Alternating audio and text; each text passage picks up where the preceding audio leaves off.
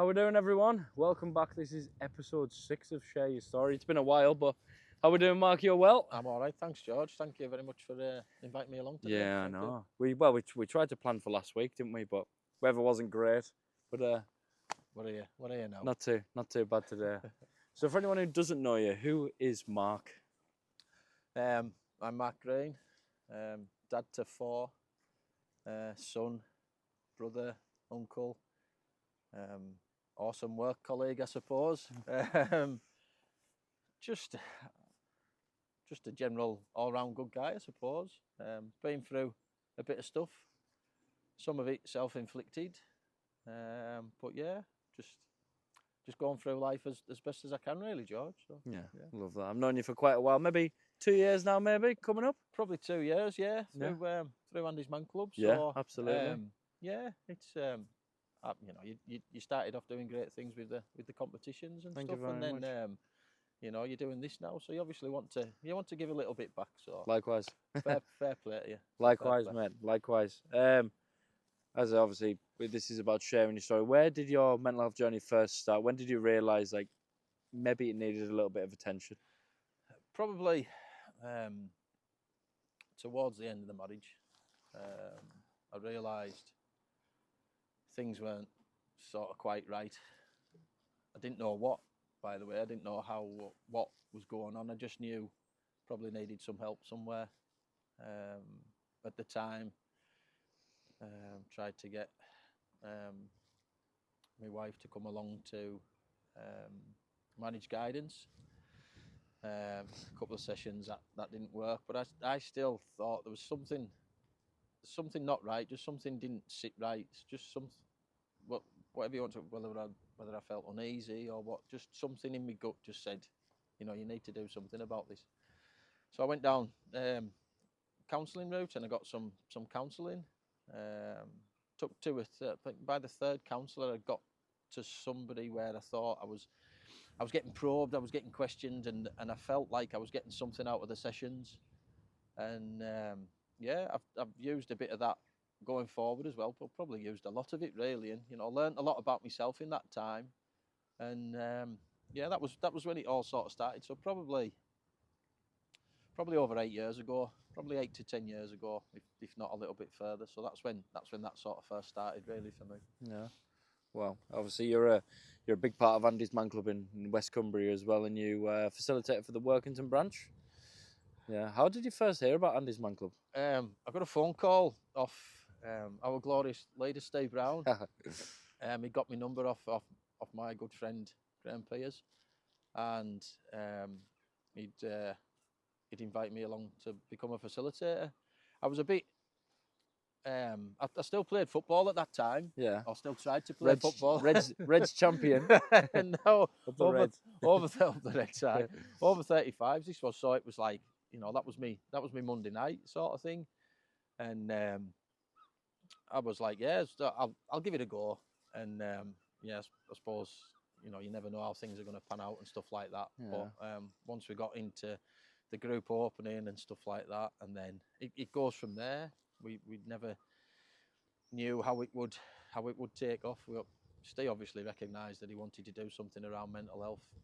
I sort of did at some point, and that was the nudge in the right direction I needed, I suppose, in that I wanted to give something back. That's amazing.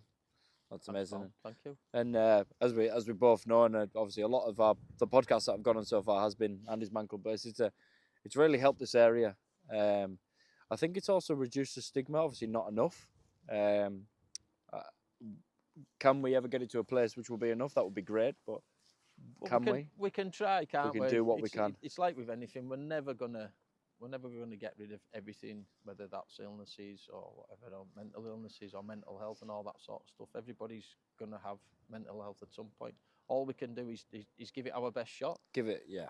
Me doing my bit and sharing my story of what I go through. I hope people, when they're in that place of, I don't want to be around, I don't want to be here, well, I'm an example of what's left behind when people are having them thoughts. So, I want people to see that life is worth sticking around for. Yeah, life can be shit, and it can be messy, and it can be tough, but It's never easy. it's never, no, nothing's ever easy, is it? You know, if you start running, you don't just go, well, I can go straight into a marathon and that's it. You've got to build that up. But even then, that's hard. That's hard. You've got to put the hard graft in. It's just the You same. do. You know, life's hard as well at times. So yeah. No, that's very well worded. Have you been thinking about that one? No, Sat there in just the came car to going, do you know what? inspirational. Do you know what? That was quite good actually. I'll write that one down. No, that's really well said, to be honest. I think what you're doing at the moment is amazing as well. We touched on a little bit before about you doing some challenges. Would you like to share about what you're doing there before?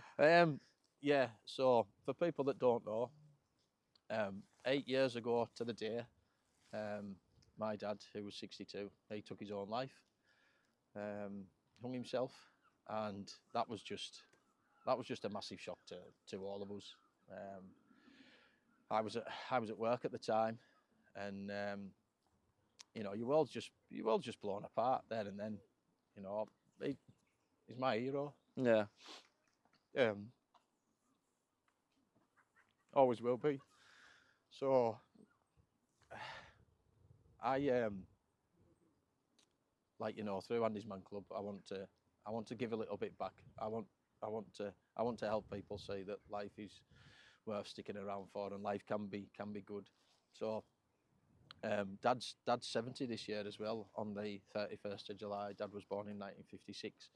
So the challenges came about through a couple of conversations with Nathan at Empire Gym. Had seen them doing their sort of stuff, Nathan, Wilkie and Huey were doing little bits of different things, and just as you do when you're having crack when you go in, I was like, I wouldn't mind doing something like that when, you know, something quite big when we, you know, maybe when my dad's turned 70 and stuff like that. And then later on, towards the end of 2025, I mentioned it to family because I wanted their input, but I also wanted their approval as well. I didn't want to do something that they might think is, no, don't do whatever. So, you know, out of respect more than anything as well. So that was mentioned to family, and then the early part of January, my sister, cheers Sonia, thanks very much for giving me a kick up the arse. Yeah, I think it's payback, by the way, for when I used to torment her when we were kids. Yeah, we all do that, don't we? We all do that.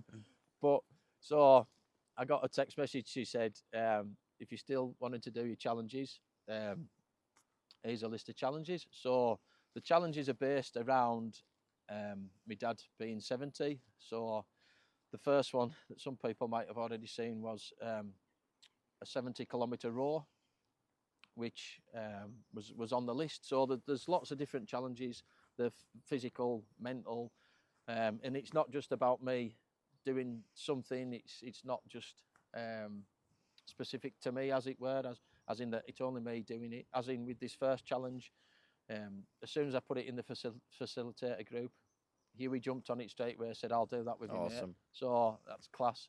And then Steve's like, yeah, I'll be in with you most of the day and all that sort of stuff. But he was eating most of the sweets as well, shall we say? Go on, Steve, lad. Sorry, Steve. There's still a couple of them left, by the way. Oh, you should have brought them. I would have had them. The kids are probably having them in the car. Difficult.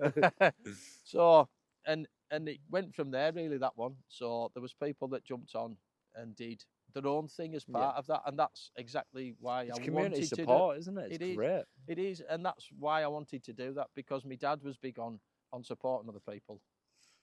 So going back to the first question, like who is Marc Crane? A guy that will have you back in anything, really. I'll back you if I see that you're struggling a little bit. You know, I'll tell you, come on, because I go through that myself. If I'm in the gym, people in the gym know me from the classes and stuff like that, where I'll encourage people. I'm not an instructor. I pay membership like everybody else, but I just know sometimes when you're at that point and you maybe been struggling with your burpees or anything like that, and you maybe 10 minutes to go of the session, it's like we're nearly there. So keep pushing. Dad was big on that. I remember when shout out to Sonia Howie, by the way. So Sonia used to compete for Satan Athletic Club, and Christ, people thought I was fast when I played football there, but she could run like she could run, and this massive heart and determination of her about her. Wow, if only I could keep this together a little bit. But You're smashing it, mate. Dad would take her to one side before the races, and just sit with her and talk with her. I don't know what was said. I wasn't there. I was just supporting my sister because we'd gone down to these national school championships in Blackpool, and she came fifth. I think if my memory serves me right, she came fifth this one year. You know, the fifth fastest person in your age group for the whole country. It's amazing, really. It's isn't amazing. It is, and you know, backed by lots of good people, and Dad, like I say, was there supporting her through it, and I suppose that's maybe when sort of things started with the mind things and stuff like that, in terms of, you know, he wanted to help his daughter be the best that she could be. That's awesome. Which was class. So looking back there, all them little things probably stack up into how I've become this person I am today. Even with the massive negative of not having Dad around and Dad taking his own life, you know, I have to see a positive in that. And you have flipped that to a positive, and I'll say that from personal experience. Like I said, I've known you for about 2 years, and I've been to a lot of your sessions when you're running the facilitator group. You could be in group 1, 2, or 3. Do you know what I mean? And I know when I've had them hard shares, and I'm like, can't really do this, and I'm not sucking your ass. I'm not doing anything. This is me being genuine, mate. You have helped me a lot, and this is just a real life experience of your words, what you've said there. You do help people. You are enough, and you are following your dad's footsteps, and I think you're a great guy, mate. Thank you very much. That again, that just sets me off, because it's again, breaking that stigma. It's not what we really do we? You know, a lot of people aren't comfortable with hearing that, but I've learned over the years to accept that and say, yeah, you know, I deserve to hear those words, because I do. And that's not being big-headed and anything like that. I have to accept that, because you've said, you know, you've obviously took the time to think that and say that, and through seeing me do stuff, that's helped you, and that's why I got involved in doing what I do, because if I can help one person, that's what I say in the presentations. If I can help one person through one thing at one time, whether that be in that moment right now during the presentation, in this moment right now, somebody might say this and go, flipping heck, that. I'm just going through something similar. That catches with me, that. Or it might be in 3 months' time, or it might be in 6 months' time, where something happens and it's like, oh, well, maybe I'll go down Andy's Man Club or something like that, or maybe I'll watch that. There was something on that podcast there. I'll have to find that or something, or, you know, even if people look at the different challenges that I'm going to do and all that sort of stuff, and flipping heck, he's doing stuff, the stuff that he's gone through, but he can still goes to the gym and encourages other people. You know, I'm making that choice. It's hard, isn't it? Yeah. Like you say, nothing's ever going to come easy. Yeah, but it's not. I want to help people as best as I can in any way, shape or form. And the only way I can do that is being a great version of myself as best as I can be. I rate that. And do you know what, mate, I was thinking while you were saying that? You said that you accepted that nice comment. A lot of people don't. Hey, if you said to me, you're a nice guy, I'm like, yeah, whatever. I'm terrible for it. But what's the difference in you going to Tilia down the road, having a really nice arancini starter, and you going, compliments to the chef? Because that's their work. Yeah. And your work's helping people, so why can't you receive compliments? Well, there's no difference, really, is there? There isn't, is there? But I suppose it's just one of them, you know, British traits of, like, we're not comfortable hearing those words. Yeah. But also I've learned to accept it, and unless if I tell you I like your trainers. Every man likes that, don't they? Every man. Well, like your kicks, fella. Yeah. lost my train of thought here now. Sorry, I can't remember what I was going to say. The joys of getting older. What was it you just said there? I can't remember. About accepting a compliment.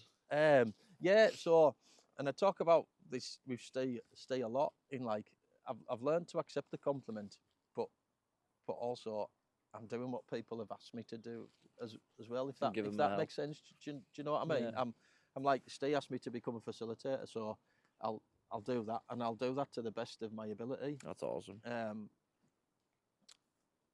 A lady commented on my Instagram post that whatever I do, I always do it to my best, and again, that's something that come from Dad, because whatever you're gonna do, you always do it to your best. Whatever amazing. your best is, just do that, and then you'll always be fine, won't you?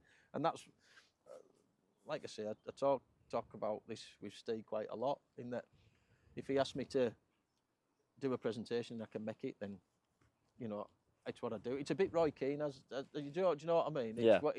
It's what I do. I turn up and I do what's been asked. Get it done. And that's it. And yeah, just like going back to the Reds, when you turn up to play football, I just gave my best there, and hopefully that was enough. I turn up for my kids now, and I'm the best version I can be now. And can't ask for any more. Well, that's exactly it. Today I'll give this my best, and however this looks. And if weather goes well, up sail fell. Well, this is it. I'll do my best here today, and it is what it is. So yeah, that's it. Hoping the camera doesn't blow over. It's getting a bit windy, isn't it? But mate, you're smashing it. I'll put my hat on, otherwise it'll mess my hair up. Wouldn't it? Class. Obviously, say if you were to have maybe a day, you wake up, you're feeling a bit negative, you're having a bit of a down day. What would be the first thing you would do? I suppose it would be get out of bed and open the curtains and make me bed. That's one thing I try and tell people is start your day positive, and I think it's on some American Navy post somewhere in that is, if you get up out of bed first, make your bed, and then that you can say you've completed one thing that day. Even if you don't do anything else that day, you've made your bed, haven't you? So it's neat and tidy for you to come back to later on that night. So and it's them small things that I think we can focus on, but we all get dragged into the bigger picture of things, don't we? And like, I've got this coming up next week and all that sort of stuff. And I'm trying really hard, like right now, is to be in this moment and just enjoy this moment. Ride the highs. And that's exactly it. Just we sit here for however long it is, and we do this, and then I go to the next moment, and that's one I'm trying to work on at the moment. So that's awesome. Yeah. I really rate that. I really rate that. And one thing, do you know what, Archie? My missus pushed me to tidy my room. I had so much shit under my bed. It's crazy. You don't even realise it's there. And she said to me, a messy room is a messy mind. Since I've tidied my room, I wake up with quite a smile on my face. I'm like, what, I'm liking this. Like, feel better, eh? Yeah, it's when there's mess everywhere, you stress about that among other things, don't you? Yeah, very true. No, I understand that. If you don't mind me asking, how would you say grief has changed you in terms of a person having grief in your life?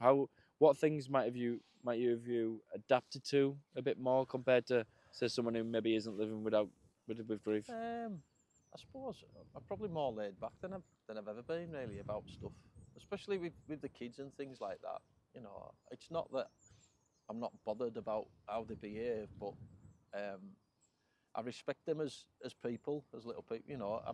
I'm charged with guiding them and setting boundaries and leading by example and all that sort of stuff. But I allow them to be their own people, and I allow them to have their own minds, and to an extent, they need that little bit of guidance at times, don't they? The youngest is 13, so teenage years and all the stuff that comes with that, and been through that with 3 of the others. Yeah. So it's that. It's being again, I've lost my train of thought because I just talk too much sometimes. It's not here, mate. You're good though. You're absolutely good. We're doing good. We're doing good things. No, I think you're doing an amazing job, mate, and you should give yourself more gratitude for it. You're smashing it. Thank you. You're my AMC, one of my AMC dads anyhow, so, along with Steve, Mike and Paul. Absolutely awesome. Well, we're here to set an example, I suppose, aren't we? And help people as well. And that's it. Say if there was a young man watching this today, or a young woman, um, someone young, going through a little bit of a tough time, hearing this and going, do you know what? Like, Marc's stories helped me. What maybe advice would you give them about maybe pointing them in a direction, giving them a little bit of advice? What would you tell them? I suppose it would be to, whatever you've done, it's never as bad as it seems. You know, it's whatever you've done today, and if it's bad, then tomorrow it's yesterday's news, isn't it? And we get in our own heads with stuff, don't we? Reach out to people, talk to somebody, talk to your family, talk to your friends, talk to people that you feel comfortable with. One thing I've learned about is that gut feeling that you get. So when that's there for a reason, because go with that initial reaction. So if there's somebody, you know, you might not be able to approach your parents for one reason or another, but if there's somebody that you connect with, like a mate and stuff like that, who you just get, you know, you laugh at the same stuff and you cry at the same stuff, then talk to them and just say, because, you know, we talk ourselves out of lots of things. Talking sometimes. We talk ourselves out of talking, Yeah, as in like, oh, what if I look stupid here, and what if this happens here? And you'll be surprised sometimes when you do open up, and you're not alone in that, because we get to that point where we feel that I'm the only person that's going through this at this time. Do you know what? Talk to your mates, and just because you might find that they'll be going through the same thing. You never know till you talk to you. Well, exactly. And you don't really see negative things on social media. It's all the holiday you've gone on, the new car you've bought, the new gift you've got, the achievement your kid's done. It's never having a bad week this week, because you don't really post that, do you? Yeah. So, like you said, if you check in with your pals, check in with that friend, someone, colleague, they might be able to help each other. Well, that's it. You know, before Christmas, there I had 2 months off, because it wasn't just one thing. There was lots of little things that stacked up, and just over time.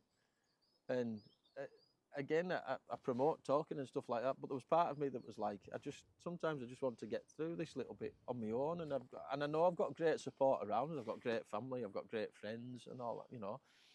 And it's just sometimes I stepped away from that, and that's why I took that time off, just for myself, because you know, my kids are my priority at the end of the day. You know, taxiing them around, making sure they're. But I love that as well, though, because still spending time with them. Anybody that's a parent, you know, I'm not around all the time, because you know, me and their mama are not together. But you know, that's just the way it is. But doesn't mean you still can't be super dad, though. Well, this is it. I like to super dad with the best worst dad jokes. But, yeah, I love a dad joke. I'm gonna get you to do a dad joke. Don't ask me to remember one. Go on, give me. I want to see a dad joke. No, because you're gonna put me on the. I can't. Seriously. No, I can't. It might come to me at another time, so we might just have to shelve that, George. Mark Green commented on the reel. Yeah, that would be. What's the best time to go to the dentist? 2:30. Oh, no. That's terrible, isn't it? No, absolutely terrible. I have to laugh because it's that bad. Yeah, it's a bit bad, isn't it? Ending on a bit of a light-hearted one. If what's your favourite song? Favourite song? I do like Aerosmith. I don't want to miss a thing. So that was the song that Mum and Sonia picked for me to carry me dad. I carry my dad into. It's got a lot of sentimental value. So a lot of sentimental values. I'll pick another one. I don't really have a favourite, but I suppose one that's on top of a playlist is is it Poopanani? I can't remember what the name is of Poopanani. Poopanani. Poopanani. I can't remember. I'll have to give you the song title. That's brilliant. I'll send you the link for it. Honestly, it sounded a lot better than I've just sang. Are you sure? Because that was pretty good, to be honest. That was pretty good, to be honest. Turn it up loud, people, and give it a listen. And someone, but when you can put it back 10 seconds, there'll just be people watching that section. That's awesome. I can't believe that's going to be on the internet, George. Sorry. What have I done? Oh no. Oh. And if you was I've never asked this one before, and it has to be food related, of course. So this can include gravy. Yeah. If you could only have one sauce for the rest of your life, what would it be? Sauce. So that could be tomato sauce, mayo, gravy, mint sauce, you name it. I mean, I do like an Indian, so any curry sauces are. Didn't even think of that. Yeah, so, but at the minute, Domino's is getting a bit of stick. They're getting a bit of service off me, so it would be their garlic mayo. Oh, the garlic and herb dip. Yeah, it would be that one. That one. It's so good, isn't it? It is. My missus doesn't eat the crust, so I'm just like, get in. No. Oh, I'm aware of you, George. Well, mate, mind if it's giving you extra stuff. It is. When I first met her, she was a bit of a chicken nugget girl, so Yeah. she's come a long way. Nice one. She's come a long way. But no, thank you very much for coming on, mate. I think you've been Thank an you very absolute much. star, and I really think you've got a very inspiring journey, mate. And you're a top bloke. Thank you very much. Should we do it? It's okay to talk. Yeah, sure, yeah. Yeah. 3, 2, 1. It's okay to talk.